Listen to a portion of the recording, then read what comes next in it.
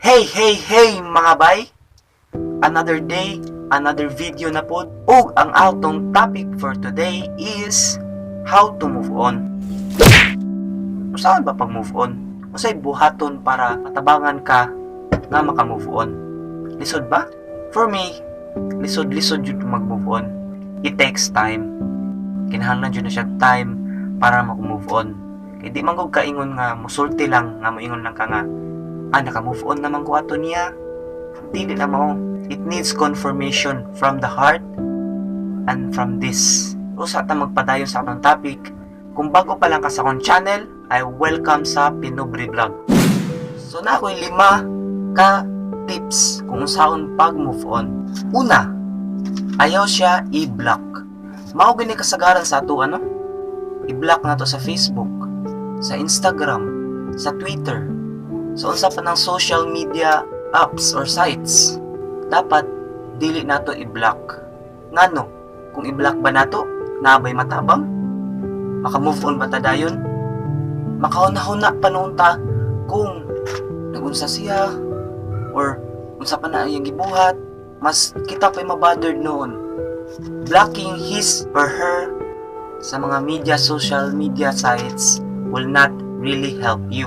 Kung unsay purpose, para dili nimo siya makita, para dili na nimo ma-feel yung presence. I understand na nasuko ka niya, pero it will just make him more boastful. Ngano? Kay if makita niya or mahibaw-an niya nga imo siyang gi-block, mugara lang na, maghinambog lang na, matod pa nila. Make friends with your enemy. Blocking him or her means napakay kasuko. Ug napakay kasuko, love pa nimo siya. Ug kung love pa nimo siya, dili jud ka move on. Instead, ipakita saya through social media nga past na lang nimo siya. Ayaw pud pag-post na connected sa iyaha nga magpabati-bati ka. What I mean is, ayaw lang pag-post og mga things na connected sa iyaha. Ug as a result, it will make him or her na makaana siya na nga okay na nimo or nadawat na nimo. Na wala na jud ka mo. Ug kinahanglan na jud ka nga move on process. Ikaduha, make yourself busy. Likayi og likayi jud nga mag-inusara ka. Di ba kung mag-memorize ka, magtuon ka, nakitest ng mga enumeration, di ba kinahanglan kag hilom nga walay magsamok-samok nga ikaw ra jud imong usa? Di ba ganahan kag nga na mas makahinumdum kas imong gituon, di ba? What I mean is, kung mag-inusara man gud ka, makahinumdum mo kaniya. Labi na daghan mog memories together, sus makahinumdum jud kaniya. O mahutdan lang kag luha sa imong mata, sige hunahuna sa iya. Go out. Naay mo mga friends to make you happy. Go out with them. They can give you what you have lost. Making yourself busy man good kay makausab sa imong focus sa iyaha. Labi na kay partners in crime, sus, promise me or I can assure na mas malipay jud ka, makalimot jud ka sa imong problema, ug it can help you to move on. Ikatulo, learn to forgive. Importante jud ang magpasaylo. Forgive is to forget, and to forget will help you to move on. I understand nga lisod jud magpasaylo. Hastang lisuda jud. Pero no choice jud ka. Kinahanglan jud kang magpasaylo. Asa man ka? Kung maka-move on ka or dili jud ka move on. Dawata na lang na dili jud ka mo para sa usag-usa. Sakit man pero wala jud kay mabuhat. You have to forget and to forgive. Instead, hunahunaan na lang na nakagain kag lesson.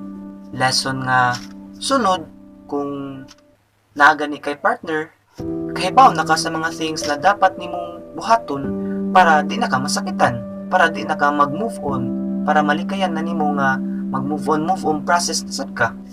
Ikaupat, enjoy life. Enjoya ang kinabuhi. Ayaw padala sa imong negative og maoy nga feelings. Smile! Ana, bahalag pangag, bahalag dili puti imong ngipon, bahalag dili kompleto imong ngipon.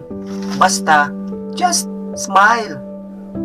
Ngano, naday balaod nga nagdili nga dili ta mo smile. You only made that law. It's a law for yourself. Imo nang gibuhat tungod kay nagmaoy ka. I understand nga wala joy mag-smile kung magmaoy. Syempre kinsa koy dili maguol kung nagmaoy. Pero just keep in mind na be positive. Wala kay makuha na imong negative na feelings. Wala kay makuha sa imong mga maoy nga feelings. O waka kay ba, ikaw alkansi. Siya galipay-lipay pero ikaw gamaoy-maoy. Alkansi kayo ka. My point is, keep slaying. Slay. Ano? Life bring us to many possibilities. Daghang possible na mahitabo sa life nga di ta ka predict. Pero ayaw ibutang sa una-una nga wala ni pag-asa. Laban lang, laban. Wala ka kay baw. Naday gitagana sa imo ha. Nga ikaw gamay maoy lang dira. O kato di ay mas malipay pa day ka. Di ba? What if? Like I said, life brings you to many possible possibilities. Kaya ang life man good, dili na eskwelahan. Tagaan kag lesson, usa mag-test. Life gives you a test first before the lesson. Diba? Words to ponder na. Ikalima, ayaw tagam. Ganun mo tagamang ka? Mao gini kasagaran na kung makitaan or na-experience mo tagam. I also experienced that. Naka-experience ko ana. Di ko magtago pero naka-experience ko ana. Kay kasagaran man gud sa atua mo tagam tungod kay labi nagsakit jud kayo ang gibuhat sa usa ka tawo sa atua. Syempre, maka-feel jud tagam. Mo tagam ta tungod kay wa ta kibaw kung utrohon na putog pasakit sa laing tawo. Unang ang uban dili na mo socialize, gustong mo baws, maging harsh or rude, timan dili tungod kay gipasakitan ka ay you have the right to hurt others. Dili na maayo. Instead, be open. Kung unsay na sa imuha, keep it. Open it, share it. Ayaw pag bago-bago. Ayaw i-change imong attitude.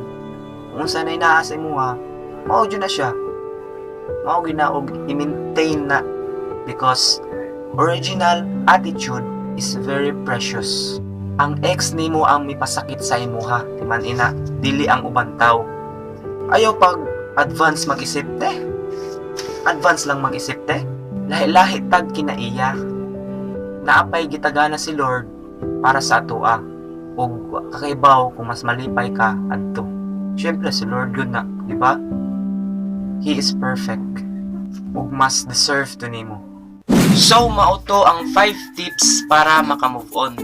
Dili man jud ingon nga maka-move on ka diha-diha dayon because it takes time. Pero ato lang hunaw-naon nga mag self-reflection lang ta para makatabang nato nga maka-move on ug makalimot sa iya. Basta follow that 5 steps. Okay, para nako mao gito siya moy mas maayo ug mas maayong buhaton. So if you like this video, please subscribe and like my channel and please leave a comment for request or anything nga gusto nyong pabuhat sa ako ha. O kita-kita ta sa sunod video.